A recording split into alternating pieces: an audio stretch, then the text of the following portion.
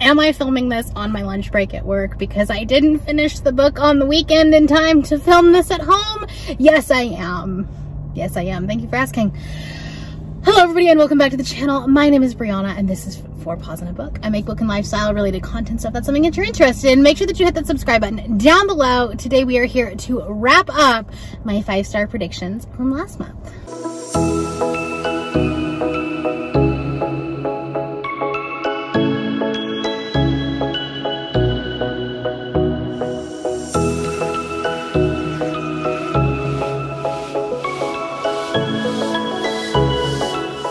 Hello, if you are new here, I did a 5-star prediction video in early March. I did a collab with Sarah from Sarah's Nightstand and Lindsay from Lindsay's Little Library, and we picked 3 books that we thought would be 5-star predictions. Seems easy, right? Now the catch was that they had to be from authors that we had not read from previously, and that's where it made it difficult, because obviously if you've read from an author before, you understand their writing style, you understand the vibes that they're going for, you understand how they structure a story, which is a big part in how you would rate a book. So because of that, it made it a little bit more difficult, a little more challenging, and I have to say that I was not right, but I was very close. There were no books that I hated, but only one of them was a 5-star. Now, I do have star ratings. So one was a 4-star, one was a 4.5 star, and one was a 5-star. So like, I'm happy with that. I'm glad. I will read from these authors again, but they weren't all 5 stars. They were just very close. So I'm going to talk about the books from the one that was the 4-star all the way up to the 5-star. And yeah, the first one was A Lat's Away by Darcy Little Badger. This is the one that I gave 4 stars. And I think it's funny because this is the one that I think I was the most confident in, and it ended up being the lowest rated book, even though it was still 4 stars. Like, it was still fantastic. This is a YA paranormal book. I hesitate to call it a fantasy because it is actually about Indigenous culture and Indigenous spiritualism, specifically the Apache Nation. And so I don't want to call that fantasy, but it definitely was paranormal.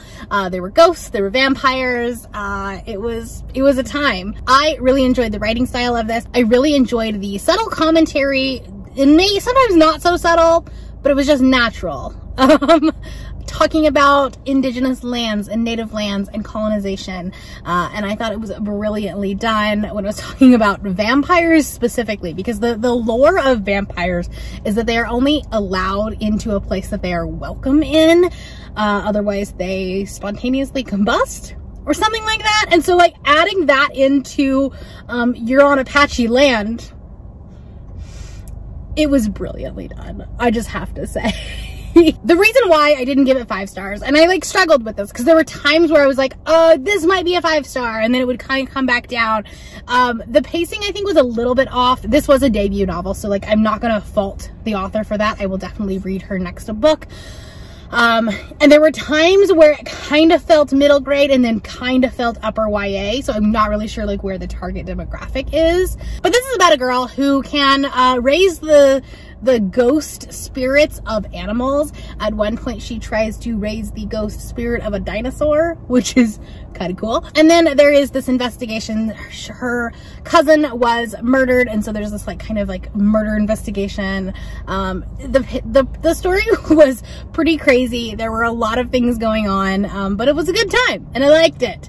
It wasn't 5 stars. It's not going to be like a perfect book for me, but like I said, I will definitely read more from Darcy Little Badger. The second book was probably the one that I was the most cautious about giving a 5-star, just because of the genre, and that was Last Night at the Telegraph Club by Melinda Lowe. This is a historical fiction, which I don't read a lot of at all.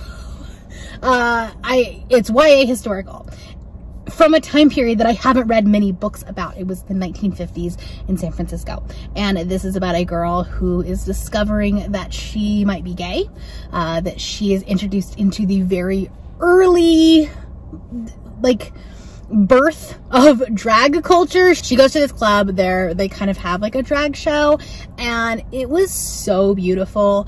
It was just so pure and wholesome in like her discovering who she was.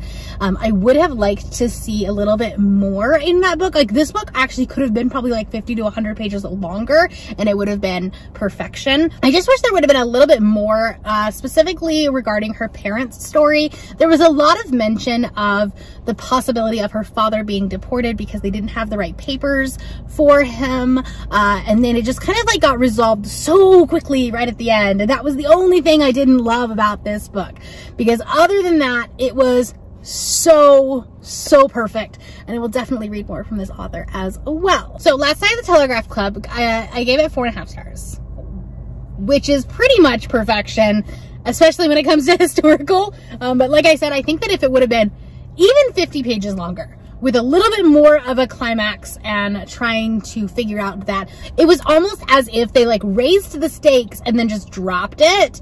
And so the ending just felt like it could have been so much more. It could have been so much more explosive. And I just wanted more from it, but it was so good. And I believe that this book was a debut as well. I don't remember off the top of my head, but again, like a pacing issue, a very simple, like, lack of experience issue. And so I think that as this author grows in her writing, that will also continue to improve. And then I did have one 5-star book. I have talked about this one so much before. This book skyrocketed not only to a 5-star rating, which honestly I have not given out very many of them this year, unfortunately, which is probably like part of my reading problem. I don't know. But anyways, that's a whole nother tangent. This book not only became a 5-star read so quickly, probably like 100 pages in, I was like, this is a 5-star read. There's no way that this is not a 5-star read. But not only that, but it's probably the best book that I have read all year. So I'm very appreciative for this project because it got me to read this book. I would have read it anyway, but like, you know what I mean. That was Delilah Green Doesn't Care by Ashley Herring Blake. This was just perfection. This book was so beautiful. It is a sapphic romance, which I love. It takes place in this little small town. This woman, Delilah Green, is coming back to her hometown to be the photographer for her stepsister's wedding. And as someone who is getting married in 2 weeks, I enjoyed any like type of wedding drama, that kind of stuff. It was lots of fun. If I was reading it now, I might have been stressing a little bit more, but when I read it in early March, it was perfection. She meets Claire, who was a friend of hers in high school, and Claire is bisexual, and she's a single mom who has like divorced like her kid's dad, but the dad is still in the picture, which I really loved. All of the side characters had such depth to them, such character development. Like Ashley Herring Blake, queen of character development. I don't think that this guy's gonna get his own story, but like, I know who he is. I know what he's about.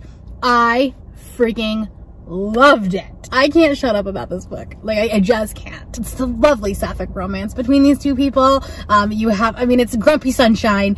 Delilah is definitely like this grumpy New York edgy type character, and Claire is the pinks and purples and flowery kind of thing. Like, they're so opposite, but they're just so adorable together. The humor, the dialogue, just love this book. I recommend this book to literally everyone who wants to read a book. That is who I'm recommending this book to. The second book in this series comes out later this year, I think, and it's Astrid's story is a bisexual awakening, which we all love. I feel like that's going to be very relatable to me, and I really cannot wait to read this book. You know, publishers, if you are watching, my info is down below. Anyways, this video is pretty chaotic, but anytime I talk about this book, it just becomes chaotic. It's just pure joy. This book is definitely going to be on my favorites of the year. There's no doubt about that. There's no way that I will read 10 books better than this book this year. It's just not gonna happen. So that's cool. Love that for me. I've annotated this book. I kind of want to reread it. Don't have time to reread it, but I would love to, maybe before I read Astrid's book. Thank you so much to Sarah and Lindsay for asking me onto this collab. I had so much fun with it. And yeah, I have everyone tagged below. So if you want to check them out. That is all I have for you today. If you are new here and you have not yet subscribed, there's a little red button that you can do so down below the video, and all the other links to my social media will be in the description below if you would like to be my friend on any other platform. Thank you all for watching, and I will see you next time. Bye.